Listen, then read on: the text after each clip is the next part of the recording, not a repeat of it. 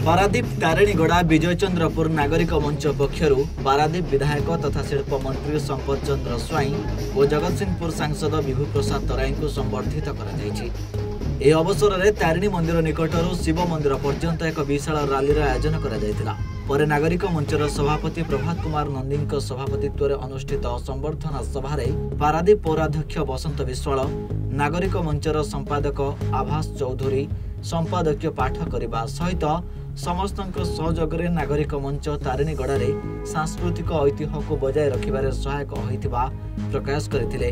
आमर दायित्व एवं कर्तव्य अच्छी ए अंचल विकास करने एवं सेमानक आशीर्वाद रु सेवा करिवार सुजोग मिली। निश्चित भाव में सांसद आम दुई जन पारादीप निर्वाचित होइछु एवं विभिन्न समस्या विषय में आलोचना है। आगामी दिन में आम प्रतिश्रुतिबद्ध आमर जो दायित्व अच्छी लोक मैंने आमको जो दायित्व देइछन्ति से दायित्व को किभली भाव में ठीक भाव निर्वाह करिवु एवं लोक मानकर समस्या को समाधान करिवु। ता सहित जो सरकार जो उन्नयनमूलक काम अच्छी कि तल स्तर में लोक मान पाखे पहुँचब ठीक विनियोग हम से आम कर्तव्य निष्ठा भाव कम करूँ। भाव शिल्पानुष्ठान गुड़िक व्यवसाय करेंगे एवं अन्य कार्यक्रम सहित से रहीकि जीवन जीविका से एठी जेहेतु बसवास करिसेंती तांको भितर भाईचारा अच्छी एवं आगामी दिन में निश्चित भाव ये अंचल उन्नति हम। लोकंर जो मौलिक सेवा अच्छी तुरंत जोगे दिज्व सर्वोपरि सर्वसाधारण काम करें सजग अच्छु समस्त आवश्यकता पूर्ण कर आम भर भाईचारा बजाय रखी ये शांति श्रृंखला बजाय रखा लॉ एंड ऑर्डर को सम्मान दवा यह हूँ मुख्य कथा।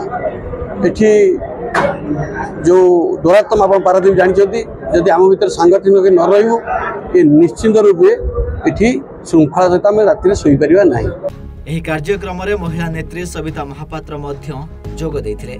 निजस्व उद्यम गढ़ी उठिथिबा पारादीपर एही टाउनशिप रे बहु समस्या रही। वर्षा जल निष्कासन एठार सबुठु बड़ समस्या भावे उभा होइछि। सेपरि जमी बंदोबस्त समस्यार समाधान होई पारुनाही जार समाधान हेबा निहाती आवश्यक बोली नागरिक मंच पक्षर कहुଯାଇଛି।